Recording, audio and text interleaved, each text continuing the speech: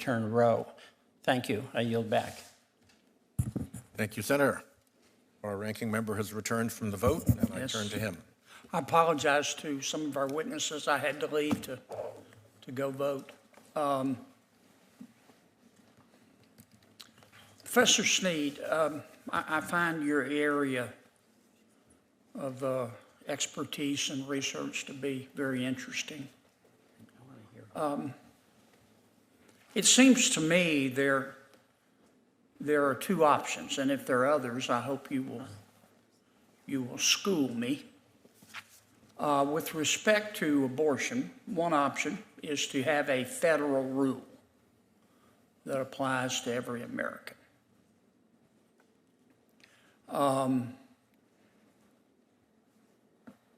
Under the current status of the law, in order to have a federal rule, more likely than not, Congress would have to pass it. Or we would have to amend the Constitution, since the United States Supreme Court has ruled that abortion is not addressed in our Constitution. The second option, of course, is to let the American people decide on a state-by-state basis. There are at least two ways that people in a state can decide. One is through their elected representatives, the state legislature. The other is through a public referendum. Are there any other options other than those? Well, not if the people are the ones doing the deciding. We saw for almost 50 years what happens when a court decides to constitutionalize the question and takes the matter away from the political sphere, in which one has to live with whatever that court decides. You could Roe v. Wade's one model. You could imagine another model in which a court imposes restrictions on abortion by virtue of interpreting whatever the constitution of that state or sovereign country happens to be.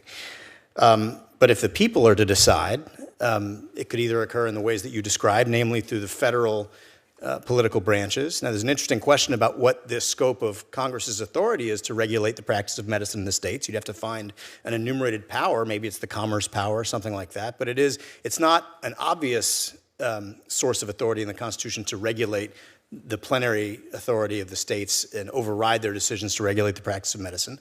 So what we see most often is the states themselves pursuing as what's been described as a patchwork, whatever is consistent with the values of the people of that state, whether it be through their representatives or by direct referendum. Let me ask you this, because I'm particularly interested in your analysis of this tough issue from an ethics perspective. Some of my colleagues believe, and indeed in my opening statement I alluded to some legislation that some of my colleagues are supporting. They believe that we should have a federal rule that applies to every American that says it is solely the right of the mother. The mother has the unfettered discretion to decide when, if ever, to undergo an abortion. What ethical considerations does that present? Well, the principal ethical question that is under consideration in this whole context is how do the various competing goods relate to one another? I've heard a lot of folks talk about the goods of autonomy and freedom and the pursuit of well-being and health care on the one hand. Others. Let me put it another way. Excuse me for interrupting. I was maybe a little abstract. Let's suppose that a mother presents at 34 weeks and says, clearly past the point of viability for the child, and says, I have decided I don't want to have this baby. If I'm being honest, I don't want to have this baby. And it is going to cause me enormous emotional distress to have this child. I'm just not ready. Mm-hmm. And she's sincere. She's really thought about it and said, I'm just not prepared to have this child, and it will affect me emotionally. And I want an abortion. what are the ethical considerations presented by that situation as opposed to the ethical considerations, if any, presented by an abortion within the first 6 weeks of a pregnancy? Well, I would say that the principal ethical question when you're talking about what it sounds like you're describing, legally speaking, would be termed an elective abortion, not an abortion necessary to preserve a woman's life or health. And that is principally, incidentally, that is principally what the social science evidence suggests. Late-term abortions are principally for situational, circumstantial reasons, not for instances of health and safety or even fetal abnormality, according to experts like Warren Hearn and other social science studies that have been undertaken. But the principal ethical question in any of these instances is, what is the moral, ontological, and legal status of the unborn child? What you're talking about is the proposal to take the life of an independent human being for the sake of the goods that you are describing, that to preserve emotional well-being, to preserve a woman's mental peace or her socioeconomic peace. That's the ethical question. That's what's so in some ways impoverished about our public debate. We hear one side talking about one aspect of the issue, the goods of autonomy and healthcare and so on, and the other side talking about the ontological, biological, and moral status of the unborn child, but the talking is going past one another. No one is, as far as I can tell, engaging all of the different dimensions of the debate, which I think is essential for wise and humane self-governance. No matter what your position on abortion is, you should at least take seriously the other side's perspective. And that's what's missing, I think, from our public debate. And I'm not talking about my colleagues here on the dais, but our public debate would benefit from a more comprehensive conversation about what the competing goods are. With my chair's permission, I'm going to see if anyone else wants to weigh on this. Let me present the situation again, because this is a tough case. A situation where 34th week, the mother says, I've decided I don't want to have this baby. And it will affect me emotionally. I just don't want the child. Should the mother, at that juncture, have the right, clearly a viable child, to abort the child? And who should make that decision? And how do you represent the child's interest at that point? Who represents the child's interest at that point? Now, that's a tough question. Would anybody else like to weigh into that, on that? Mr. Matto? My eyes are terrible. Mr. Matto-Zimmet. Mr. Matto-Zimmet?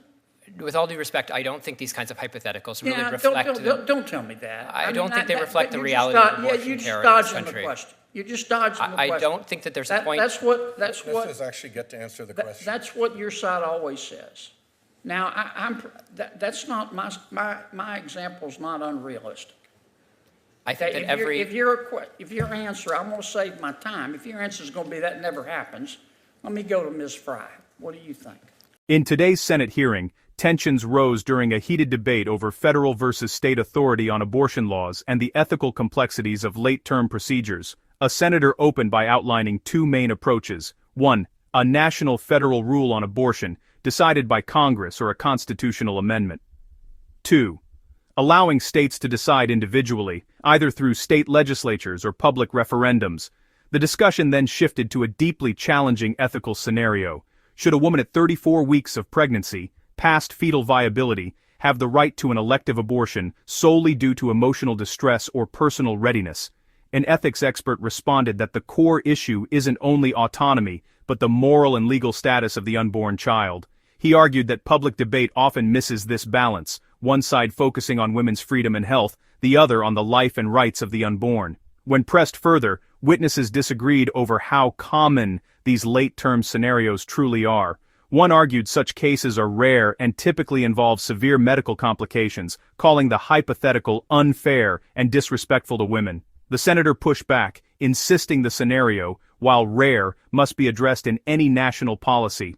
Another witness added that some clinics do perform abortions without gestational limits and stressed that such late procedures carry significant risk and moral implications. The unresolved questions at the heart of this debate: who represents the interests of the unborn child at that stage? Should any limits be set if late-term scenarios are rare?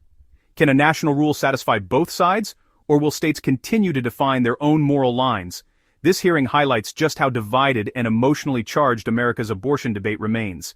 Well, Senator, first of all, if you don't ask a question if you don't want to know the answer. And I think 1%, but I'm saying to you, Senator, 1% of abortions happen at 21 weeks or later. So I think the premise of your question sets up a conversation about abortion that is unfair. It is rarely is that ever the instance. The vast majority of pregnancies and abortions that are considered late in a pregnancy have to do with severe, devastating medical circumstances. And I understand your point, Senator. I understand your point. But with all due respect, I also think the chances of people sort of getting all the way through a pregnancy and just sort of saying, I don't want it, is disrespectful to women. Well, the majority of if women that's who are the getting case, abortions then are why wouldn't already we- mothers, If that's the Senator. case, They respect I don't their wanna argue with kids. you. I'm really trying to have a discussion. But that is the alternative I presented is very realistic. I'm not saying it happens 1,000 times today, but that's where the rubber meets the road. And the answer I always get is, well, that never happens. Well, you don't know that, and I don't know that. But I think the And difference, I'm what I would saying- say, Senator, what I'm is saying making a is- let me rule. finish my thought. What I'm saying is, if it's not a problem, then why wouldn't we make everybody happy by saying, I'm not recommending this, I'm asking the question. Then why wouldn't we just say, okay, if you say it's not a problem, then what's the problem with saying after a certain number of weeks you can't have an abortion? Let me talk to Dr. Scott. You heard my example, okay? We're And- now well into Senator Blumenthal's time. Oh, so I'm sorry. wrap up at your time. Can I get the doctor's answer? I didn't see Dick come in, I'm sorry. Well, I would just say that we don't keep very close eye on what's going on in the abortion industry in this country. There are at least 5 abortion facilities that have no gestational limits on the abortions that they will do. So they will do an abortion on request. The woman that you described clearly needs mental health counseling. She clearly needs support. It is highly likely she is being coerced into that decision. The data that we have on late abortions, But what again, if she's not? What if she is honestly? You're really into Senator Blumenthal's time now. You can have the witness answer the question, but then Okay. it's not your time any longer. What if she's not? What if she hadn't been coerced? This is- It's this not is your quite- time any longer. this- Let her finish, and I'll recognize Senator Blumenthal. This is quite a dangerous abortion for her, and that child is definitely capable of feeling pain as he is dismembered. So as a moral society, we should absolutely say, no, we're not going to let that opportunity for that late abortion to happen, and we should be willing to set some limits. Senator